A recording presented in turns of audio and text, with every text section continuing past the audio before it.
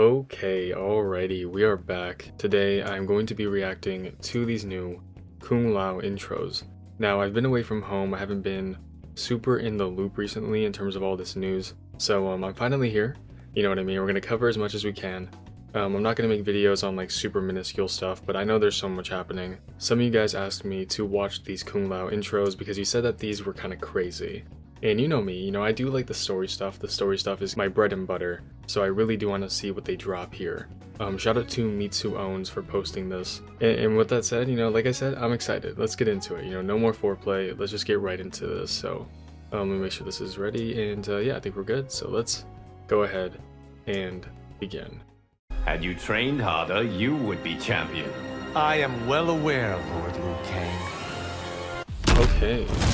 So immediately with something kind of interesting. Again, I'm going to pause after every intro. Unless there's something that isn't important. With that one specifically, I know a lot of people have always been on the fence since MK11's ending. Lovely car cameo, hold up. Saying things like, isn't Kung Lao supposed to be champion, why is Raiden champion, etc. From what we know about their characters, especially in that chapter 1 story segment, which spoilers if you haven't seen that yet, kind of. Raiden is a family man. He doesn't even seem to need that fulfillment of being the champion or being a fighter for Earthrealm in that capacity. So the fact that Liu Kang is saying here that Kung Lao did not train as hard as Raiden did is kind of interesting, and also feeds into the theory that I've had for a while now, that Raiden is actually a prodigy. So even if Kung Lao wants greatness and he wants these things maybe more than Raiden does, it does appear that Raiden might have some just like latent potential. He might have some latent abilities that he's gifted with that Kung Lao just isn't gifted with, which is kind of ironic considering, the great Kung Lao and Kung Lao's legacy. But I'm intrigued on seeing how he actually chooses the champion. Like, does he just say, Kung Lao, no, you're not built like that, buddy, you're not him, trust me, you're not him, and then he just chooses Raiden? Like, I'm not exactly sure, but let's continue. Are you aware that Raiden trains with Scorpion? To what end, Lord Liu Kang? Okay, that's interesting. We've never really gotten the hint of that happening. I mean, I guess you could kind of say that something like that would happen because Liu Kang is training the Lin Kuei, which does include Scorpion, Kuai Liang, and then also he is training Kung Lao and Raiden after the events of the first chapter, of course. So I guess it makes sense that they would talk to each other at some point. But I wonder why that's even important. Like Kung Lao saying to what did he say, to what degree or something? What did he say? He said to what end, so like could that have been a bad thing? I mean, Kuai Liang doesn't seem like a bad person. So I wonder why he's even questioning it, unless Kung Lao was just like naturally, I don't know, intrigued and questioning things. Like he's kind of like on the fence about it, but I don't really understand. So probably a small thing as of right now until we see the story. If Raiden ends up becoming, good friends with Scorpion, if he ends up being part of the Lin Kuei, or maybe even the Shirai Ryu, if that ends up happening by proxy through Kuai Liang. But we will see. How much longer will Raiden be champion? Until someone more worthy takes his place. So that one is pretty much like the first. We don't really have to say much about that, except for like Kung Lao wants to be the champion. Kung Lao wants to live up to greater things. But it does seem that he is less of a warrior at this current moment than Raiden is. So Raiden will not be dethroned as the champion at this current moment. Why are the great Kung Lao's victories hidden? The world is not yet ready to know them. What? Okay, now we're getting into some juicy stuff. That one is very weird. What? The world is not ready to know them. It does seem that Liu Kang did in fact choose the great Kung Lao as his champion in this new era, and that has already passed, so it wasn't like they completely rewrote it. That is not a word. What I'm trying to say is it doesn't seem that they actually rewrote the ending of MK11, it's just that those events have already come to pass. So that's what actually happened there. But who did he defeat? Why does Liu Kang not want to bring that up to the public? Could it have been like a Titan or something? Was there like a Titan battle and the great Kung Lao helped Liu Kang fight off a Titan in the past or something? Or like, could it have to do with Hanzo Hasashi in this timeline? Or stuff like that. Like, I don't really understand. But that intro exists for a reason. It could even be characters like Onaga. Maybe Onaga's already been defeated by the great Kung Lao. I doubt it, but that is an odd intro. Like, I don't understand the significance of that, and that's because we don't really know what happens in the game, of course. But I'm intrigued. I am intrigued. Why did you not heed Raiden's warning? I thought I could train Shujinko Whoa, alone. whoa, whoa, whoa, whoa, whoa, whoa, whoa, whoa. Hold up. Wait, that didn't feel real for a second. I was like disassociating. I could like watch myself out of my body for a second there. What just happened? Why did you not heed Raiden's warning? Warning. I thought I could train Shujinko alone. Whoa. Whoa. Wait. Wait, Shujinko's not... Wait, that's... Wait. Give me a second to process that. Young Shujinko. Young Shujinko. They're not training old man Shujinko. Like, I'm sorry, buddy. You're old, though. You have to take a seat. They're not training that man. They're training the young Shujinko. He's in the game. We didn't know that. We did not know that until then. Or until this, I guess. Sorry, excuse me. I can't speak. Okay, I couldn't find the tweet, but the image will be on screen, but does that confirm that that other monk in the scene of them going to Outworld, does that confirm that that is Shujinko? Like, it obviously doesn't, you know, I'm not stupid, but like, that means that he's in this game. Like, young Shujinko is in this game, he exists. I don't think that means that he's gonna be the last playable character or anything like that, but the fact that young Shujinko is gonna be in the game, he'll probably be a story cameo as well, and that makes me very happy. That also means that the young Shujinko will probably be a skin for the old man Shujinko cameo fighter that we just got revealed, of course, so that makes me very happy. I am elated to hear this news. But okay, let's talk about what's actually happening here though. I thought I could train Shujinko alone. So something happened to my baby boy. Something happened to him. I'm not very happy about that. Kung Lao, you know what? I'm smoking that Kung Lao pack. No, I'm kidding, but actually, why did you not heed Raiden's warning? So Raiden warned him about training Shujinko alone? So it appears that Kung Lao and Raiden were at one point training Shujinko, which that doesn't sound too far-fetched, right? If they're all around the same age range and they're all in the Wuxi Academy, that does make a lot of sense. There's also a chance that Shujinko is actually even younger than these two. So Kung Lao tried to train him alone, and it seems that it actually harmed him in some capacity. Or at least it did something to make Liu Kang angry. So this could either be Shujinko being harmed in some way, which is probably what it's gonna be. Or because it's only Kung Lao there, he let Shujinko harm somebody else? Like, does Shujinko have this like specific aspect to his character story in this game where he's like dangerous or something? Like, that could also be the case, but I don't think so. Why would Raiden be warning him? I don't understand. I'm very intrigued. So that means that Shujinko is in the story. Like, this has to be relating to the actual story of the game and isn't something that's just in the intros and we have to kind of decipher it. I'm assuming that this is actually going to be a plot point, so needless to say, I'm pretty happy with that, but I'm also sad if like he dies or something. But he's in the game, so damn bro, he's canon to the main story. He's not just like a cameo fighter that's like Darius, for example, where Darius doesn't seem like he's going to be in the game at all. He's just going to be a normal cameo fighter with his classic skin. But Shujinko is going to have like an actual main story counterpart. Probably won't be playable though. But damn. Oh man. I wonder if they let him get into the hands of the enemy and like they do something to him. Maybe they turn him into an old man. Maybe. Oh. Wow, I didn't actually think about that. My initial theory was that this character could have been Takeda. And maybe he got put into some type of like time traveling prison or something and got turned into the old Takeda from the DLC Combat Pack. I know it's like a crazy theory. But I thought that could have maybe happened. I was trying to emphasize that anything can happen in this new era. But maybe that actually happens to Shujinko? Like, that would be kind of nuts. But Shujinko being in the story mode does also kind of heed the...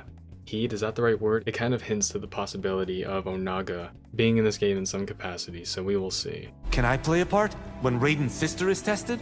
The exam scenario is up to Madame Bo. Okay, I did see this one on Twitter.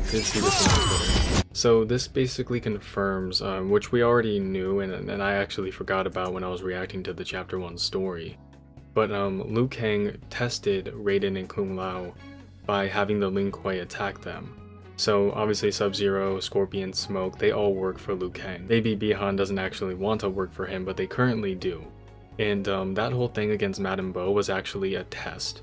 To test Raiden and Kung Lao's like I guess you could say like their power, their ability. So that's basically what that was. Like that, there's that whole scene in the trailer where Liu Kang says, "You have proven you are worthy to join us," right? So that is definitely what happened there. So here Kung Lao is asking to be a part of the test for Raiden's sister, and Raiden having a sister is news to us. So again, like I've said, I did see this on Twitter, and people are saying like, okay, so is it a female Fujin?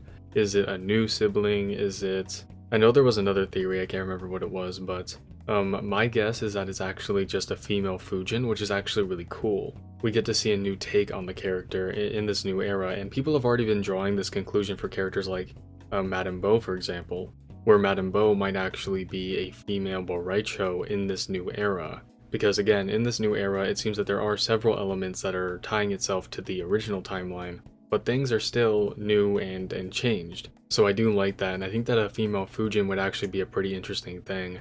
Just like female Nightwolf, which is kind of unrelated to this, but that's another character that we thought we might actually see in this game. Which it doesn't seem is going to be the case anymore, but it also could be a completely new sibling, which, you know, I don't really have a problem with either. And this also proves that Raiden's sister is not only a fighter like them because Liu Kang is going to test them, but she also is probably younger than them, at least I would assume so. Quan Chi and Shang Tsung are still out there. What? We must prepare for when we find them, Kung Lao. Whoa, okay. So Deadly Alliance dropped just like that. I wasn't expecting that, mainly because of the fact of what we saw in the chapter 1, you know, snippet with Kronika and Shang Tsung, but also because of the fact that Quan Chi didn't seem like much of a threat, at least from what we could see so far. Again, we've seen basically nothing, but we did get some crumbs from Quan Chi in the Banished trailer, and he seemed to have been in their custody. He seemed to have been captured and also knocked out by the Earthrealm fighters. I'm assuming that it was actually by Reptile, but you know, the whole group was there. So with that said, I wonder at what point do Quan Chi and Shang Tsung actually, you know, like intersect on their journey? At what point do they actually team up? It also seems that they're actively finding them, or trying to find them rather, in this intro. He says they're still out there. Shang Tsung are still out there. We must prepare to find them, or for when we find them, excuse me. So they're actively searching for them. I wonder if there's like this huge disparity. I really hope that I'm not good with English today. Like if there's a big disparity between their actual power levels. So is Quan Chi much weaker than Shang Tsung in this timeline? Or how does that work? Because I was under the impression that Shang Tsung was going to be much stronger than this era's new Quan Chi. At least that was like in my mind. We'll see what happens though. The Deadly Alliance is like a crazy thing to just bring up so casually, so I'm very intrigued to see what they actually do in the story. My guess is that maybe they will be friends or allies for a short period of time, and then Shang Tsung will betray Quan Chi, or vice versa maybe. If Shao deposes your sister, what would happen? Bloodshed on a scale not seen in millennia. Oh my. Okay, so that is an interesting one. Especially after we saw Shao Kahn, or General Shao in this case, kill multiple Ungadi guards on top of actually arguing with Sindel. This does seem very plausible for this new era. If General Shao doesn't like something, he seems like he's going to be very arrogant, he's going to be very persistent, and is going to act irrationally. If he, lovely car cameo by the way. So if he sees that Melina actually has Tarkat, chances are he's going to be like, oh, what the fuck, she is not fit to be, you know, the Empress. And he's going to try and find her and kill her, which is definitely crazy and irrational, like I said. But Katana here says, bloodshed on a scale not seen in millennia. So this is if he opposes Melina? Is what this was? If Shao deposes your sister, what does that mean? Removed from office suddenly and forcefully. So it is if General Shao tries to take away Melina's status as Empress. She says bloodshed on a scale not seen in millennia. So I'm assuming that she means that if Shao Kahn were to try and do that to her, he would kill hundreds of people in the process. We do not want that to happen. That is not cool. You and I both want for more. But I would never betray family to get it. Finally, we have Kung Lao clapping back, and it actually is a good clapback. As we know, it does seem that Bi-Han killed his father in order to obtain the name, the label of Grand Master. Do not aid Kuai Liang's efforts, Kung Lao. Neither you nor your Lin Kuei will stop me. Oh my god. I would assume that this one also ties into the fact that Raiden was training with Kuai Liang as well. Wow, okay. So the Shirai Ryu, that has to be what they're hinting towards. Neither you nor your Lin Kuei will stop me. In the Lin Kuei, we know, Sub-Zero and Scorpion are a part of that. So the fact that he's talking about Scorpion and then he's mentioning the Lin Kuei as an actual, enemy in the situation, that would have to mean that Kuai Liang is making efforts against the Lin Kuei. So would that mean that Bi-Han, through his selfish actions, actually does deteriorate the Lin Kuei? So it would make sense if Kuai Liang is actually making an effort to create his own clan or to work against him in some way. So if Kung Lao and Raiden join Scorpion in creating the Shirai Ryu, and maybe even Smoke can join. I know somebody did tell me about that, where Smoke actually mentioned the Shirai Ryu. I haven't seen the clip myself just yet, but I have heard about that.